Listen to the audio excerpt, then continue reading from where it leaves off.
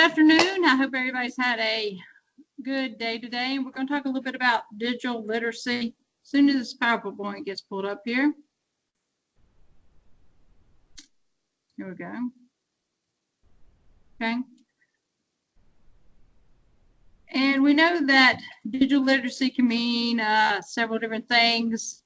Digital literacy, I show you this little picture here, shows that it has a lot of different areas that it reaches into now doing collaboration, mostly our culture and social understanding nowadays. We realize that a lot. E-safety. There's other areas, of course, communication, creativity, critical thinking. These are some of the areas that digital literacy reaches into. And we're going to hit some of these highlights, kind of just highlight it and things that I do with my students. This time when I would show this up, I would probably ask my students questions like, digital literacy reaches into our culture. How does it do that? Okay. And then they could give me some feedback. So these would be my activators as well. How does digital literacy get into our communication?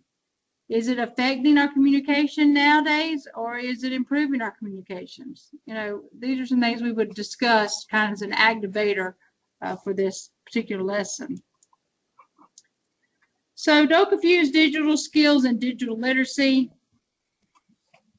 We know that digital literacy focus or digital skills focus just on what and how, and digital literacy focuses on why, when, who, and from who. Okay. Some examples might be when or who are we going to be talking about? Okay, where? We look at digital skills, shows students how to download or save, where digital literacy teaches them to choose the proper images, copyright, ethics, social media. So you're looking at why am I downloading this image? Okay, I'm going to use it in fair use, or is it going to be used for copyright? Okay, is it going to fall into copyright? So these are some things that you're going to have to teach your children the difference between, excuse me, digital skills and, of course, digital literacy. And we talk about, of course, review again over copyright, review over fair use laws again. We talk about your image on social media. We hit, of course, some case studies. I'm a big case study person. I like to have case studies to show when I'm talking about stuff.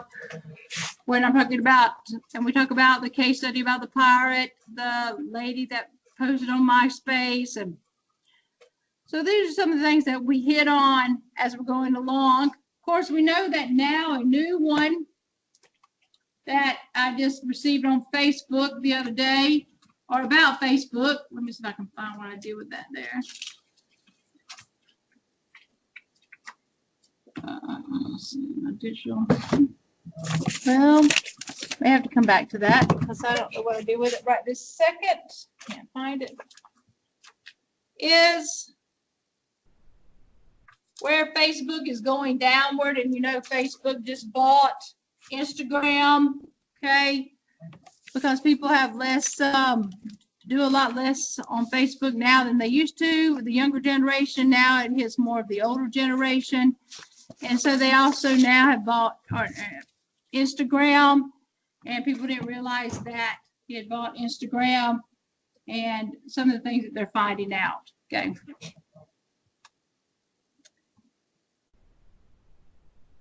Digital literacy focuses on which tools to use, like Twitter, Snapchat. Okay. We looked at where digital literacy takes the students to ask questions, like which social media app would suit your purpose to accomplish your goal. Is the information you're sending appropriate? Maybe using real-world learning by giving students a choice of what to use for research they need. Should I use Google to search for the research, or ask a question on my social media? Okay, these are some things that you can look at when you're doing digital literacy. And we'll look at some activities that I do toward the end here. But you're going to look at and give them an idea. Don't just use computers all day. Even though we are computer science, we have more than just PCs that we can use. We can use our app builders. We can use our phones, different things to give the students more ideas of what's out there, but to realize, would this suit my purpose that I need it for? Or should I maybe try something different to see if that's going to make my task easier than it would if I use this particular app, media app, okay? A lot of people use YouTube, big YouTube fans, and that's what I hear the kids say, I want to be a YouTuber, you know, and I'm thinking to myself, it takes a little more than just getting on there and showing your videos. You have to get people that want to invest into your YouTube, that want to put advertisement on there. So you've got to have something out there that somebody really wants. You need to make sure you're sending the information out there that people really want to see, okay? And then again, when we're doing our own research questions, maybe if you're doing mock interviews, instead of them using Google search, they might use social media. How would you answer this question? You know, if you were going to a job interview, what are some things you might suggest? So this is some of the things you can look at and think about. Digital literacy is not about the skills of using technology, but how we use our judgment to maintain awareness of what we're reading and writing, why we're doing it, and who are we addressing. So you're looking at your audience, okay, most definitely when you're doing digital literacy out there. What's the purpose, okay? And then again, are you using your judgment for awareness out there? Making sure everything's safe, making sure that everything that you put out there is appropriate, is also correct, okay? These are things that you're looking at when you are doing digital literacy. We need to teach students to find information that is real and not fake, and what's the difference, okay? This here I found on the internet, and it says the problem with quotes on the internet is that it's hard to verify the authenticity. That's from Abraham Lincoln. Now, would this be real or fake? Well, hopefully my students and your students will know that this is fake because, of course, the internet was not here when Abraham Lincoln was born. More than a third of teachers are now seeing false information found online cited in their pupils' work or classroom discussions, okay? Because students can't figure out sometimes what is real and what is fake. We need to be able to help them distinguish this when we're talking about digital literacy, when they're doing research, okay? According to the House of Lords report of 2017, digital literacy should be the fourth pillar of a child's education alongside reading, writing, mathematics, and be resourced and taught accordingly. Okay, because we want to teach children that this is very important because it's it's part of their life. No matter what we say or what we do, we know technology now and digital literacy is a part of everyone's life. My 5-year-old grandson, he's on the phone all the time, playing games or doing activities, okay? When we now see commercials where everybody's sitting at the table and everybody's on the phone instead of talking. But they need to be able to know how to use technology, but use it responsibly, okay? That you don't need to be on the technology 7 and 8 and 10 hours a day, okay? That there are other things going around, and you have social responsibility, you have citizenship responsibilities as well in your communities, in your states, and that even though technology is very important nowadays, we have to make sure that we have understanding that you're safe on what you're doing, you're using appropriate information, that you're using the correct research that needs to be done, that you're hitting the correct audience, that you are finding the right resources, that you are doing what needs to be done in order to complete that project, and that you're doing it correctly. So these are some things we need to go about and teach our children as we're going along. I told you that at the end of my presentation was going to be some suggested activities that I use. And usually I'll put this on a chart and let them pick one or two based on how much time I have. for them to do. They can evaluate the impact of publishing platform on the purpose and tone of YouTube, Storify, blog. Design or outline an app to supplement a given media's purpose. Summarize the media by identifying its 3 to 5 most important ideas or events.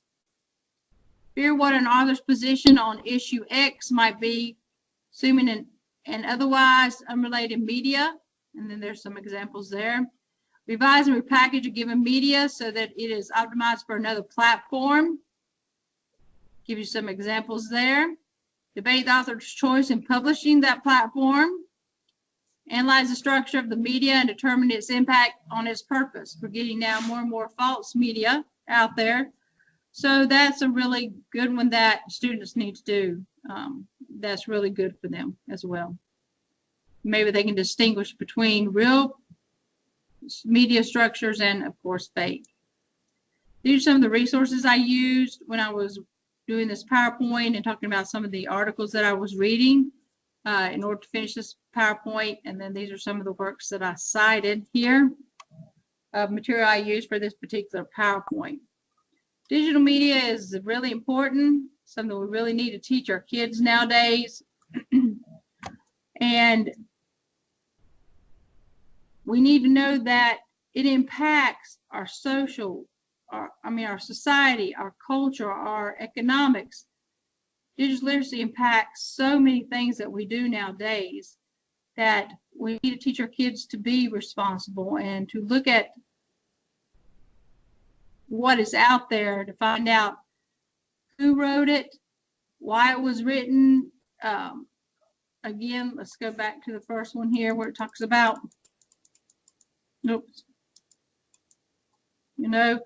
why was it written, when was it written, who wrote it, and from whom, okay?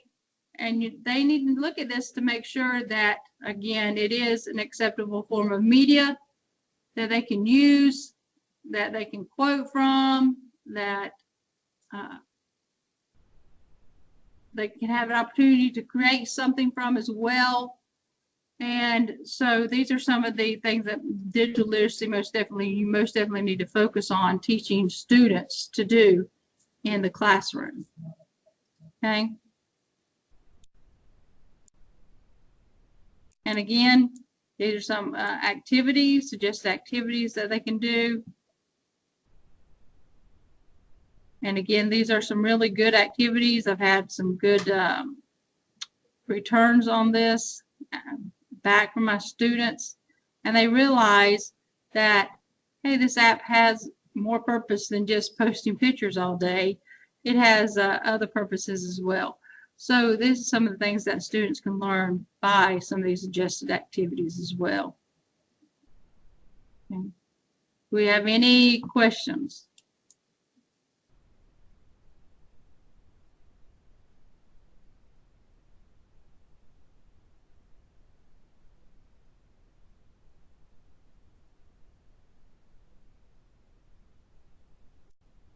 Okay.